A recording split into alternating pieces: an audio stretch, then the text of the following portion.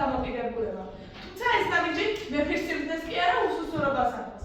ამალმა ჩვენი ქვეყანა იმპერიის აჩვენებია და თავისუფლება დააკარგა. პროტესტს ვაცხადე ბატონო მოსამართლე, ერეკლიანების ეს ნაბიჯი ნამდვილად გადაწყვეტილება იყო. ქალბატონო ადვოკატო, მოვა დრო და მოგცემ სიტყვას, დაგზავნეთ. პროკურორი განაცხადა. ეს მხოლოდ დასაწყისია.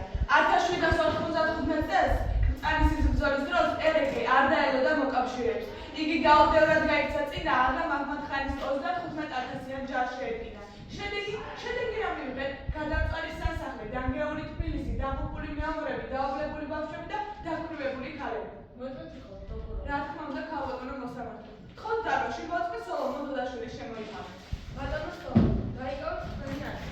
ალბათ იცით რომ ვეცოთ სიმართლე და მხოლოდ სიმართლე. რა თქმა უნდა, ქალბატონო მოსამართლე, ფიცავდი ლაპარაკო მხოლოდ სიმართლე. თქვენ სოლომონ ერეკლე მეფის კარზე მოღვაწეობთ. მისი მსაჯული ჩვენს სიყავით. თხოთ გვიხარით, როგორ უყურებდით გეორგიევსკის ტრაქტატს? მოგახსენეთ, გეორგიევსკის ტრაქტატი მაშინ გარდაუვალი ჩანდა. თითქოს მეტი გამოსავალი არ იყო მეფე ერეკლესთვის. ამ ნაბიჯის გადადგმა ადვილი არ იყო, მაგრამ მისი აზრით ქვეყანა იღუპებოდა, ფეხზე ვეღარ დადგებოდა, ერი აღარ იარსებოდა. მე ვაფრთხილები, ვეწინააღმდეგებოდი, რომ რუსეთზე მინდობა არ შეიძლებოდა, მათ ჩვენი ინტერესები არ გაინტერესებდათ. და რა მოხდა კრწანისის ბრძოლის დროს? ერეკლე გულადად იბრძოდა. მის მამაცობაზე აუქს ვერავინ იტყვის, მაგრამ გეგმის უქონლობა და მოკავშირეების გარშემო ბრძოლა ეს იყო მძიმე შესაძლებლობა.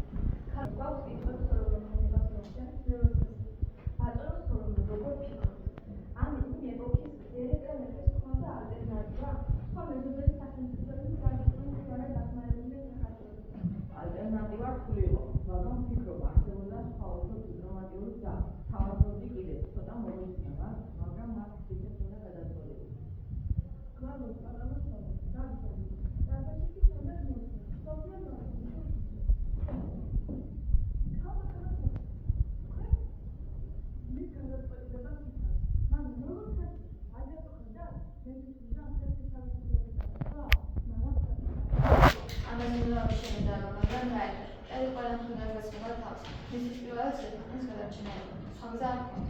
და ქვეყნის რუსეთის ჩაბარება ეს სწორი გზა იყო? საინტერესოა გრაფიკული. როგორ მოვიცავდი დინაკოფაში. მან ხომ არჩია რომ რუსეთის მეფე მოაწყვეტა. დახმარება შეგვიძლია, მაგრამ ხელი არ დაანაწილეს, როცა ხანი თბილისს ანადგურებდა. ეს დაატიფრა და ამას. ბატონო მოსამართლე, დამსაჯულები, მოდით სიმართლე ვთქვათ. მეფე ერეკლემ გააკეთა ის, რაც იმ ეპოქის ქართლის სამეფოს გადარჩენისთვის აუცილებელი იყო. არგუმენტებსაც მოგიყვანეთ. გეორგიევსკის ტრაქტატი მშვიდობის გარანტიებს წერს ტრაქტატი. მეორე, წამსის ბოლოში მონაწილე მისი ვარის შესაძლებლობას შესაძლებლად იბრძოდა. სულია უჩვენა.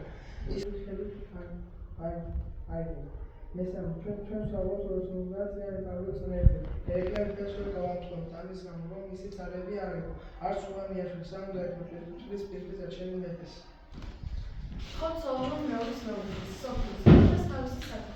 თუმცა სოლომონი მოუვიდა მოსახლეობის მრავალ ამსაამდა იზიდრული ცხოვრება და ბუნება, რაც მეფის სასახლის კარზე მოდიოდა, მაგრამ რა თავისუფლებას. ჩემი თავი მთავარი გარიაშვილს გამოაჩვენა თავისუფლება მოუვიდა. ჩვენ არ ვნახებოდეთ მეფის გადაწყვეტილებას. მეფე იყო და ასაკურა იმას იცავდა. პროტესტს ვაცხადებ, მეფე ერეკლეს უყვარდა ქართლი და პატივისცემა მათ არის. სიტყვა ეძლევა ერეკლე მეომრს.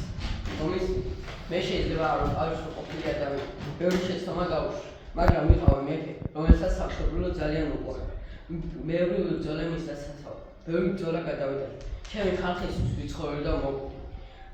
თქვენმა დანაშაულებთ იმაში, რომ საქართველოს რუსეთის მარწუხების ქვეშ მოვაქციეთ, მაგრამ ჩემს ადგილას რას იზამთრებთ? როგორ დაიცავდით ქვეყანას? აღა მაჰმად-ხანისაგან, ოსმალებისაგან და სპარსელებისაგან. როგორ გაარჩენდით ქვეყანას? და თქვენზე საქრომს იხართ, განა ჩემი დამსახურება არ არის, განა მე ვიცოდი, რომ მეფის რუსეთის სამეფო ტახტს გაუქმებდა და მეფის ნაცვლად დანიშნავდა. რა ვიცოდი თუ გეორგიევსკის ხელშეკრულება დაიხურებოდა. მე ვფიქრობ, რომ ჩემი ნაბიჯი იმ შექმნილ სიტუაციაში სწორი გადაწყვეტილება იყო.